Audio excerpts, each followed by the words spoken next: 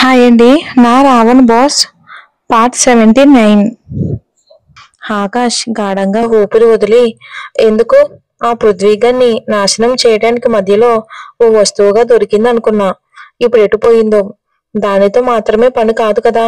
ఆయుధం పోతే ఇంకొక ఆయుధం దొరుకుతుంది అంతే. ఇది పోతే ఇంకొకటి. అంతా వాణ్ణి నాశనం చేయటం కోసమే అని అన్నాడు. వినయ్ నోరెళ్ళబెట్టి చూస్తూ ఉండగానే కారుని బార్ వైపుకి తిప్పాడు. కాసేపటికి నిశ్శబ్దం తర్వాత, అంటే ఆద్య వెళ్ళిపోయినందుకు నీకేం బాధగా లేదా అని వినయ్ అడగగానే క్షణం నిశ్శబ్దం తర్వాత అతని వంక గుర్రుగా చూశాడు ఆకాష్. ఆ చూపులోనే ఏదో సమాధానం దొరికినట్టుగా తలూపి, ఇంతకీ నీకేదో లవ్ స్టోరీ ఉందన్నావు. ఇటు లిప్సికకి అటు ఆద్యకి మాటికి చెప్పేవాడు అంట. నిజంగా అలాంటిది ఏమైనా ఉందా అని ఆ అమ్మాయే ఆకాష్ ఆద్యకి దగ్గర కాలేకపోవటానికి కారణమేమోనని అనుమానంతో వారగా చూస్తూ వినయ్. ఎవరూ లేరు. ఆ ఆద్య వెంట పృథ్వీగాడు పడుతున్నాడని, కాస్త మన లెవెల్లో కూడా పెరగాలని అలా అబద్ధం చెప్పానంతే.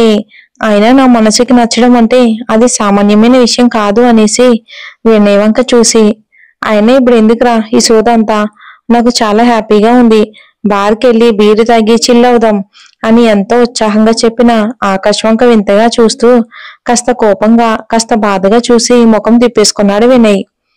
ఇక కాస్త దూరం తర్వాత ఆకాష్ మాటలు మళ్ళీ గుర్తుకు రాగా ఒక్కసారిగా కనుబొమ్మలు ముడివేసి, ఏమన్నావు?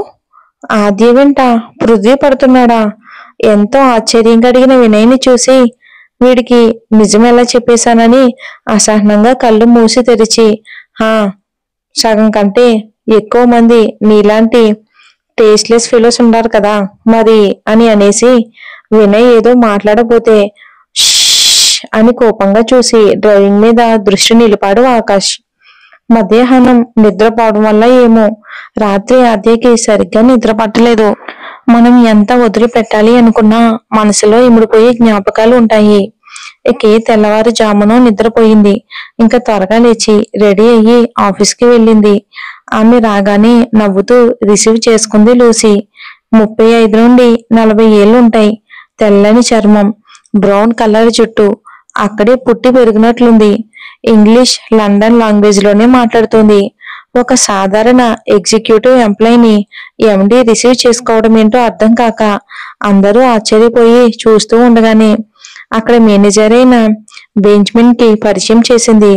వయసు 45 నుండి 50 ఏళ్ల మధ్యలో ఉంటాడు. కాస్త నలుపు తెలుపు కలిపి ఉన్న జుట్టు.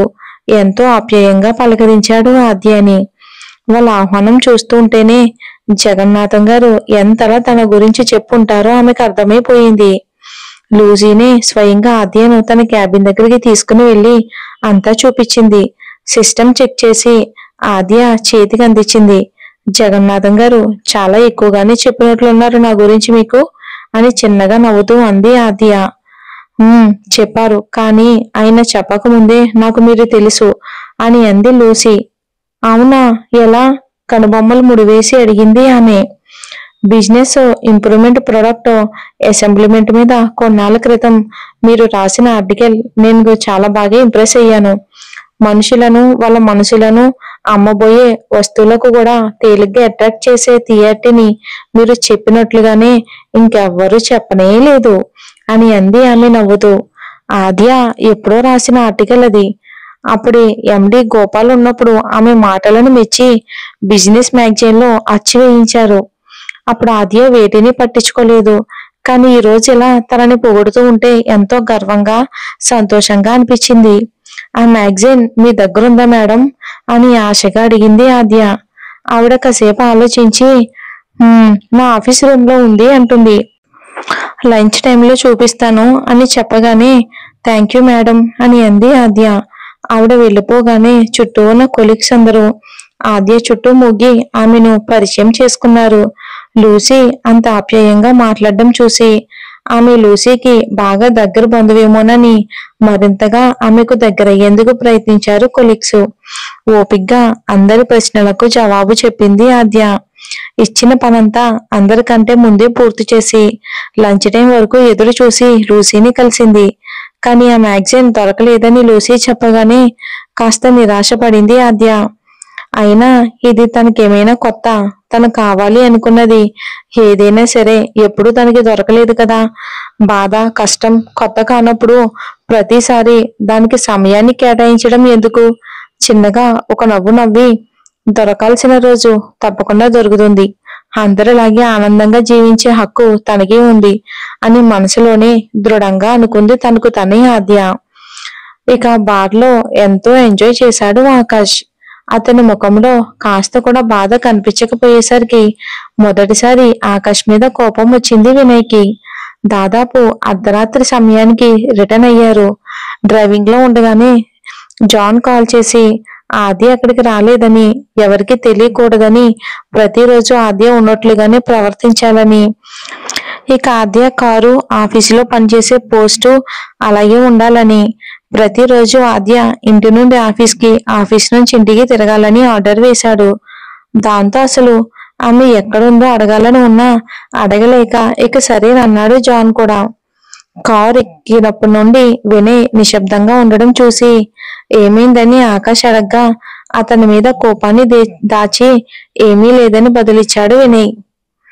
ఆద్య యుఎస్ఏ వచ్చేసింది సార్ అని తన అసిస్టెంట్ ఫోన్లో అంటున్న మాటతో పెదవులపై గర్వం ఉట్టుపడి ఆ నవ్వుని నిలుపుకున్నాడు పృథ్వీ. స్టేషన్కి వెళ్లిన 2 గంటల్లోనే తన పర్సనల్ లాయర్కి చెప్పి బెయిల్ ఇప్పించి బయటికి తీసుకొచ్చిన రుచితకి ఫోన్ చేశాడు. ఆమె ఫోన్ లిఫ్ట్ చేయగానే, నీతో మళ్ళీ పని పడింది, ఆద్యని ఫాలో అవుతూ ఆమె ఎక్కడికి వెళ్ళినా సరే నాకు ఇన్ఫార్మ్ చేస్తూ ఉండాలి అన్నాడు గంభీరంగా పృథ్వీ. కాసేపటి నిశ్శబ్దం తర్వాత, సారీ సార్ నేను చేయలేను అని ఆమె అడగానే అతని కనుబొమ్మలు ముడిపడ్డాయి. ఎందుకు చేయలేవు అని ప్రశ్నించాడు కోపంగా. ఇక ఏం ఆశించి చెయ్యాలి సార్? అందరూ దూరమైపోయారు. నేను ఇది ఒప్పుకుంది కూడా నాకు నచ్చిన వాళ్ళను సొంతం చేసుకోవడానికి. కానీ ఇదంతా తెలిసాక ఇన్నాళ్ళ నిజాయితీ కూడా అంతా పోయి దొంగనే ముద్ర పడింది నా మీద అంటూ జగన్నాథం గారు ఫోన్లో అన్న మాటలను తలుచుకుని పశ్చాత్తాపంతో రగిలిపోయింది. అయితే చేయనంటావన్న మాట అని వంకరగా అడిగాడు. మరో పక్క తన మనిషికి ల్యాండ్లైన్ నుండి ఫోన్ చేస్తూ చేయలేను సార్ అని ఆమె అనగానే టక్కున ఎవరో వచ్చి ఆమె గొంతు మీద కత్తి పెట్టారు. ఒక్కసారిగా కళ్ళు పెద్దవి చేసి గొంతుని దగ్గరికి లాక్కున్నట్లుగా బిగుసుకుపోయింది. నేను చెప్పింది చెప్పినట్లు చేయలేదో నీకు పేరు, పలుకుబడి, క్యారెక్టరే కాదు అసలు ప్రాణాలే లేకుండా పోతాయి అన్నాడు ఫోన్లో. ఇంకా గుటకలు మింగుతూ వినింది తను.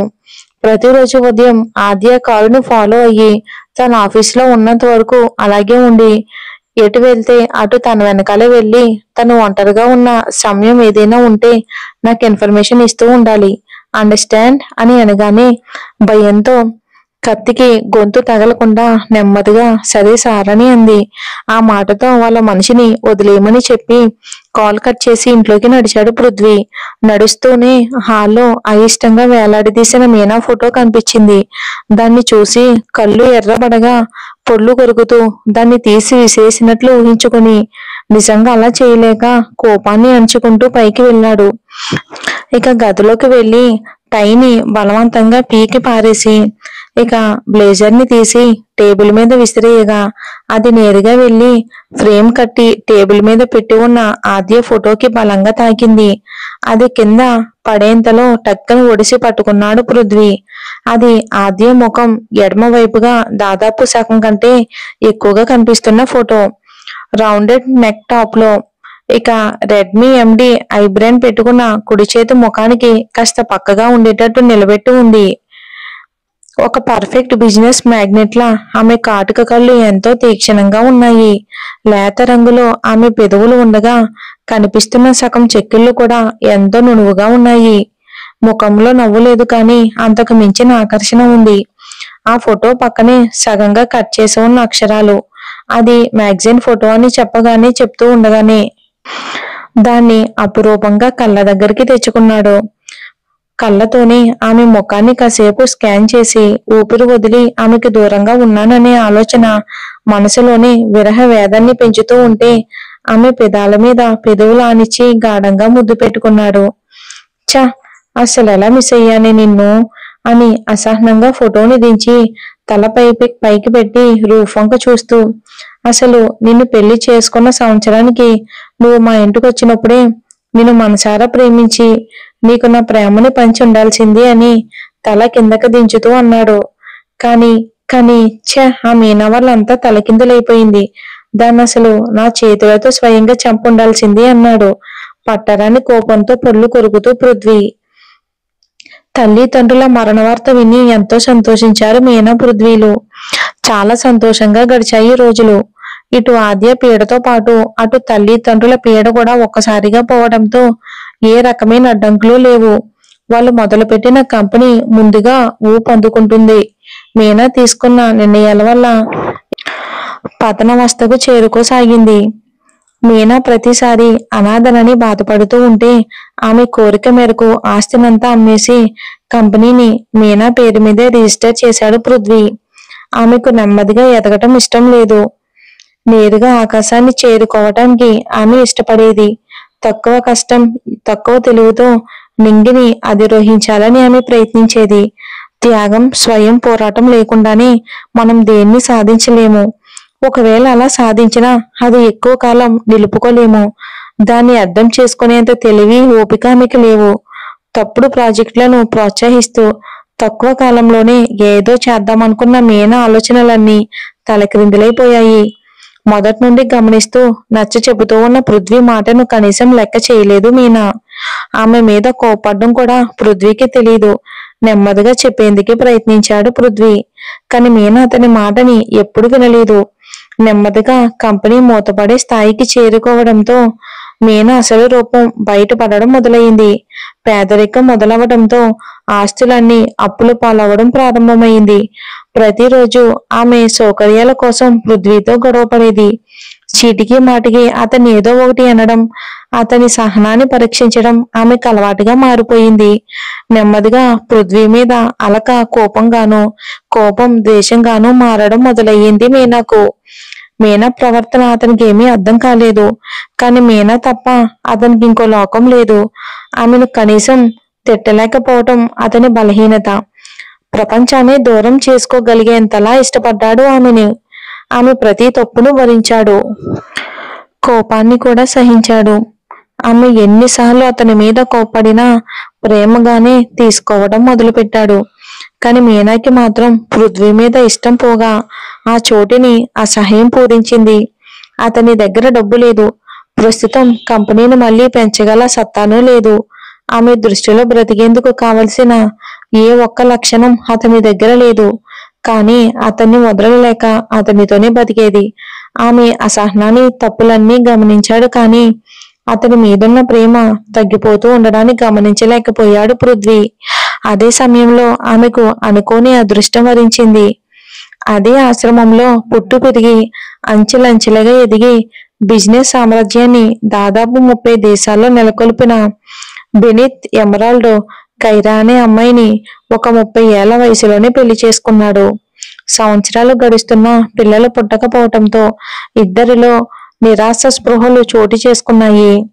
ఇక పిల్లల కోసం ప్రయత్నించి ఇక చివరి ఆర్టిఫిషియల్ ఫెర్టిలైజేషన్ తో పిల్లల కణాలని నిర్ణయించుకున్నారు. ఆమె కడుపులో బెనిత్ శుక్ర కణాలని చొప్పించగానే 3 రోజుల్లో ఫెర్టిలైజేషన్ జరిగి పిండం ఏర్పడడం మొదలైందని డాక్టర్ చెప్పగానే ఎంతో సంతోషించారు దంపతులు. తన తర్వాత తన బిజినెస్ వ్యవహారాలను చూసుకోవటానికి ఎవరో ఒకరు ఉండాలని ఎంతగానో తప్పించారు.